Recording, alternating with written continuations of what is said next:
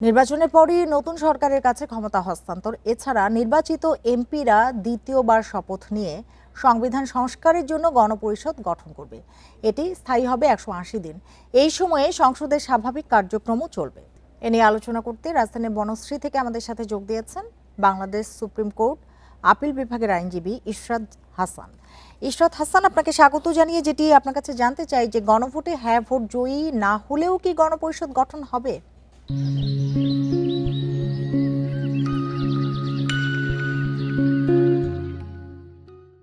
ধন্যবাদ। প্রথমে আমি বলতে চাই, গণপরিষদ হচ্ছে সভরেন কনস্টিটিউয়েন্ট বডি, অর্থাৎ যার ক্ষমতা হচ্ছে সরাসরি জনগণ থেকে আসে। এটা সংবিধান দ্বারা নিয়ন্ত্রিত নয়, বরং সংবিধান হচ্ছে গণপরিষদের সৃষ্টি।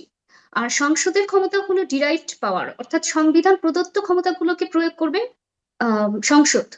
এখন আমাদের সুপ্রিম কোর্টে আনোয়ার হোসেন ভার্সেস চৌধুরী ভার্সেস বাংলাদেশের মামলায় সুপ্রিম কোর্ট বলেছেন যে কনস্টিটিউশন মেকিং পাওয়ার আর ল মেকিং পাওয়ার দুই বিষয়টা এক নয়। এখন প্রশ্ন আসে যে আমাদের কনস্টিটিউশনে তো এভাবে কনস্টিটিউইং অ্যাসেম্বলি যে সেটাকে সরাসরি কোথাও এভাবে বলছে না। এখন আমাদের 72 সালে এরকম হয়েছিল যে যারা অ্যাসেম্বলিতে ছিলেন তারাই আবার পরবর্তীতে সংসদে এসেছেন। এখন হ্যাঁ ভোট না ভোটের চেয়েও বড় বিষয় হচ্ছে যে যদিও এটা জনগণের ম্যান্ডেট নিয়েই হ্যাঁ ভোটের বিষয়টা আসছে, সেখানে কিন্তু পার্লামেন্টকে আগে প্রথম অধিবেশনে এই বিষয়ে কোনো আইন প্রণয়ন করতে হবে যে হ্যাঁ আমাদের মধ্যে থেকে এরা গণপরিষদে অংশগ্রহণ করবে।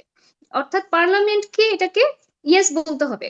পার্লামেন্ট না চাইলে এই ধরনের একই সাথে, আমার মতামত হচ্ছে, একই সাথে চলার কোনো সুযোগ নাই। যেহেতু এই গণপরিষদ একসাথে চললে কার কাজের পরিধি কতটুকু হবে, কে সেটি নির্ধারণ করবে? প্রথমত হচ্ছে গণপরিষদ কিন্তু কোনো ধরনের ল পাশ করতে পারে না, এটা শুধুমাত্র তৈরি করতে পারবে। পাশ করার ক্ষমতা সবসময় পার্লামেন্টের হাতে। এখন গণপরিষদের ক্ষমতা হচ্ছে খুবই লিমিটেড এবং এটা সবসময় অস্থায়ী ভিত্তিতে হয়ে এসেছে। আমাদের 1970 সালে যারা নির্বাচিত প্রতিনিধিরা ছিল তারা 72 সালে প্রথমে গণপরিষদ হিসেবে সংবিধান প্রণয়ন করে, পরবর্তীতে সংবিধান কার্যকর হলে তারা জাতীয় সংসদ হিসেবে দায়িত্ব পালন করে। কিন্তু আমাদের বর্তমান যেখানে আসছে যে জুলাই সনদ নিয়ে বা অন্যান্য বিষয় নিয়ে হ্যাঁ ভোট না ভোট এর পরিপ্রেক্ষিতে একই সাথে পার্লামেন্ট একই সাথে গণপরিষদের বিষয়গুলো আসছে, যেটা খুবই নতুন ভাবে আমাদের সামনে চলে আসছে। এখন সেই গণপরিষদের বিষয়টা যদি আসতে হয় তাহলে আগে নির্বাচিত যারা হবেন তারা পার্লামেন্টে বসে সিদ্ধান্ত নেবেন যে তারা এই ধরনের গণপরিষদের বিষয়ে একমত হয়ে তাদেরকে আইন প্রণয়ন করে সম্মতি দিতে হবে। সেক্ষেত্রে একটু জানতে চাই, সংবিধান সংস্কারের সংসদে কি বেশি গুরুত্ব পাওয়ার কথা নয়? অবশ্যই সংবিধান সংস্কারের ক্ষমতা সম্পূর্ণ সংসদের হাতে। সংসদ না চাইলে আলাদা করে গণপরিষদ গঠন করার কোনো সুযোগ নেই। জি, আরেকটি বিষয় যে গণপরিষদ প্রস্তাবিত সংস্কার যদি সংসদের সংখ্যাগরিষ্ঠ সমর্থন না পায় সেক্ষেত্রে কি হবে? সংসদে যদি সংখ্যাগরিষ্ঠতা না পায় তাহলে গণপরিষদ হওয়ার তো কোনো প্রশ্নই আসছে না। তারপরে তো অন্য প্রশ্ন, সংস্কার যে প্রস্তাবগুলো দিবে সেই কোনো প্রস্তাব যদি সংসদে সংখ্যাগরিষ্ঠ সমর্থন না পায় সেক্ষেত্রে কি হবে? সেগুলো তখন প্রস্তাব হিসেবেই থেকে যাবে। এটা সংসদে অবশ্যই সংখ্যাগরিষ্ঠতা পেতে হবে যদি সেগুলোকে আমরা সংবিধানের মধ্যে আনতে চাই।